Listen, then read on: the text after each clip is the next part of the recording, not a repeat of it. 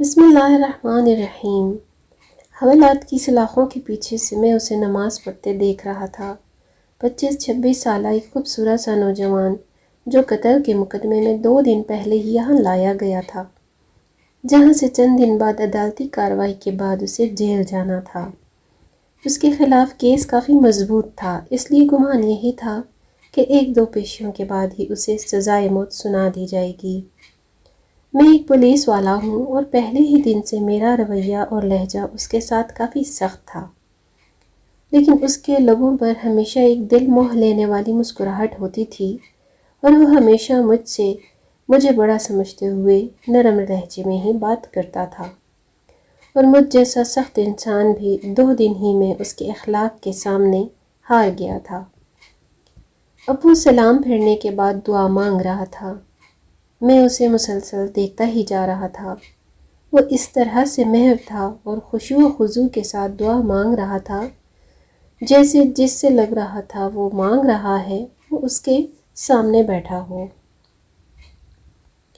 دعا کے بعد اس کی نظر جب مجھ پر پڑی تو اس کے ہونٹوں پر پھر وہی مسکراہٹ نمودار ہوئی۔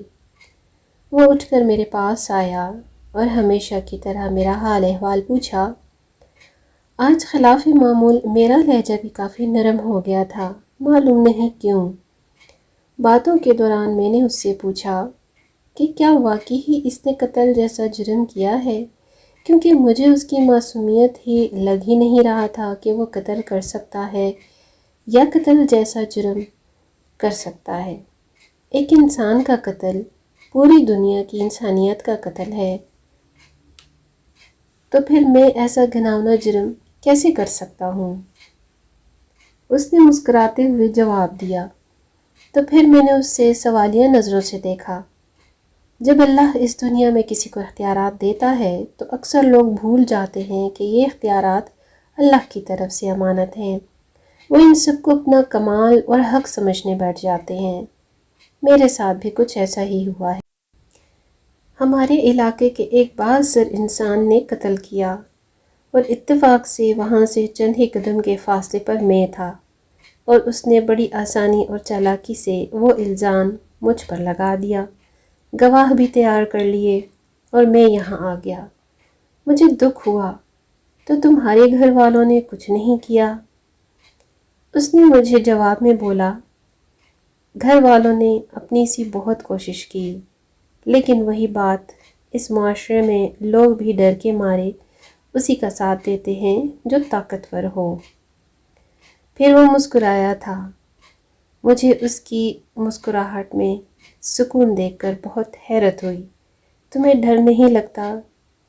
ہو سکتا ہے کچھ دنوں تک تمہیں موت کی سزا سنا دی جائے۔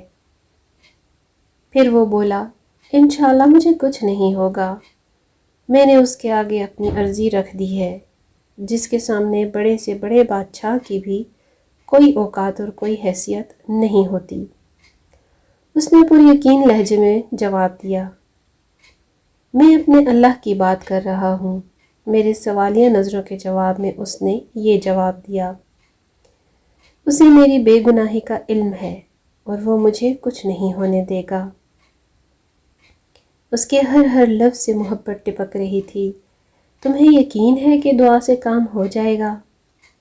اور اگر نہ ہوا تو میں نے اس سے سوال کیا، جب اس نے مانگا جاتا ہے تو نہ پھر اس پر شک کیا جاتا ہے اور نہ شک میں پڑنا چاہیے کہ وہ قبول نہیں کرے گا، بس سب کچھ چھوڑ کر اس کا انتظار کرتے ہیں۔ اس کے لہجے میں اتنا پختہ یقین تھا، میں بس اس کو دیکھتا ہی رہ گیا کہ اس سے پہلے اللہ پر اتنا یقین شاید ہی کسی میں نے دیکھا ہو۔ 3 دن گزر گئے مزید، اور اس دوران اس کے گھر والے بھی آئے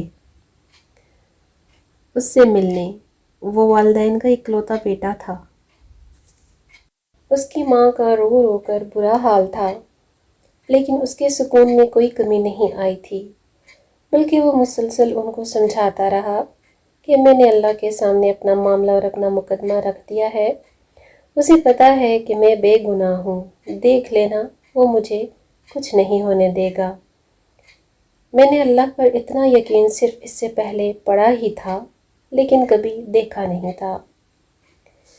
میرے دل میں بھی اب اس کے لیے محبت کے جذبات پیدا ہو گئے تھے۔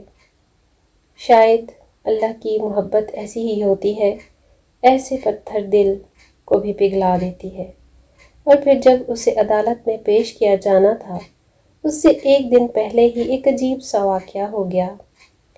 جس شخص نے قتل کر کے الزام لگایا تھا، وہ اپنی بیوی بچوں کے ساتھ گاڑی میں کہیں جا رہا تھا۔ اسے ایک خوفناک حادثہ پیش آ گیا، جس کے نتیجے میں اس کی بیوی اور اس کے بچے موقع پر ہی جاں بحق ہو گئے تھے، جبکہ اسے شدید زخمی حالت میں ہسپتال لایا گیا۔ کافی گھنٹوں بعد ہوش میں آنے کے بعد بیوی اور بچے کے مرنے کی خبر جب اسے ملی تو اس کی حالت اور بگڑ گئی۔ اسی جان کنی کے عالم میں اسے کچھ یاد آیا۔ اس نے چیخ کر قریب موجود ڈاکٹر سے اس کو ویڈیو بنانے کا کہا۔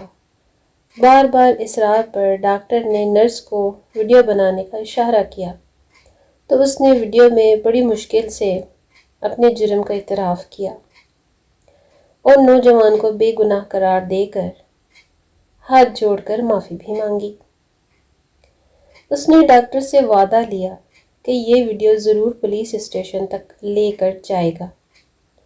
شاید بیوی بچے کے مرنے کے بعد وہ اپنی حالت کا علم ہو جانے کے بعد اس گناہ کے ساتھ مرنا نہیں چاہتا تھا اور اپنے جرم کا اعتراف کرنا چاہتا تھا۔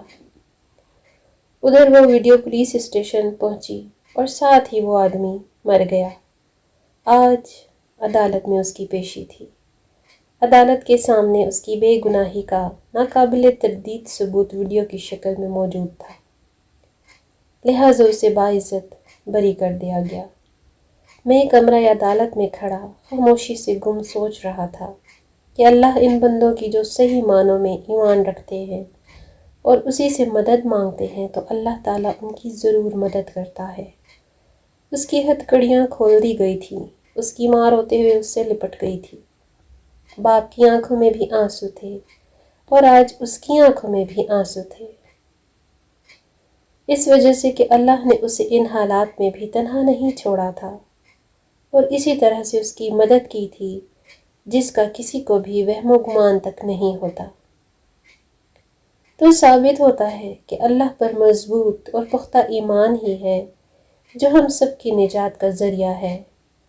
اللہ تعالیٰ پر ایمان رکھیے، اللہ تعالیٰ سے ہی مانگیں اور اللہ تعالیٰ کے ہی آگے جھکیے۔ ویڈیو اگر اچھی لگے تو لائک اور شیئر ضرور کیجیے گا۔ اگلی ویڈیو تک اللہ حافظ۔